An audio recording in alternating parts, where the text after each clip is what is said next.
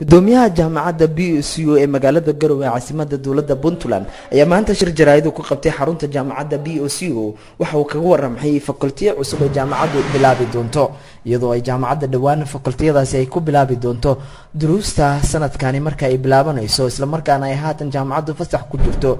duruustaasi ama fakultigaasi cusub ayuu sheegay in jaamacadda uu ka caawiyay professor isagoo ka yimid dalkaasi Uganda oo jaamacadda wadanka Uganda ku yaalay wax ka bari jiray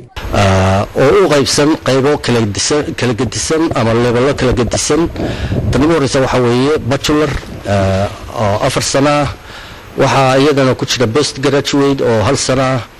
oo master level oo halkaasna markuu qofku qaato oo 1 sano kale masterkii ku dhameystiranayo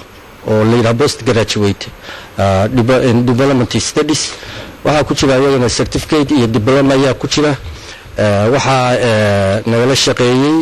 oo gacan laga siiyay professor Charles Aduko oo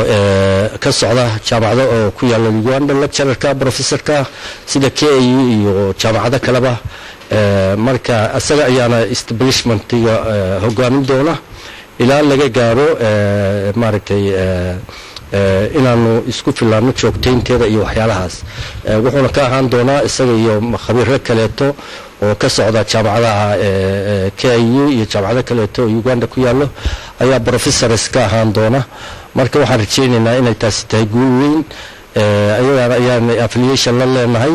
marka in maanta post graduate oo 1 sano halkan lagu qaato ka bacdina uu qofku ku darsan karo 1 sano oo ama halkan kaga darsan karo ama meeshii kale jaamacadaha kale oo aan affiliation kala leenahay oo kaga darsan doono marka waa guul weyn waana runtii waana department ama maaragtay loo baahnaa oo markii la yiri development studies waxay ku muujinaysaa yani noloshooda oo dhan ayaa ku xiran marka maxamuud sheekh xamuud ayaa mar wax laga weydiiyay waxa ay soo kordhinaysa fakultigan cusub ay maanta bilaabi doonaan ayaa waxa uu yiri wax badan soo kordhin karaa qaab academic ay uga faa'iideysan karaan waana barnaamij department waxa weeye nolosheena la xiriira marka hadii la yiri development studies wuxuu galayaa waxyaalo badan buu ku sheegayaa wuxuu sheegayaa maaragtay management-iga environment-iga wuxuu sheegayaa qaabkii hore marka wuxuu sheegayaa sustainable development-iga wuxuu sheegayaa maaragtay dhammaan wixii horumar ku xiran oo dhan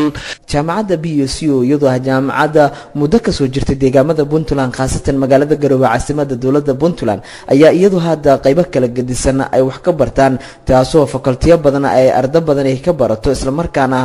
jaamacadda laga qaato bachelor iyo waliba degree Maxamed Saciid Yuusuf Home Cable TV Garowe.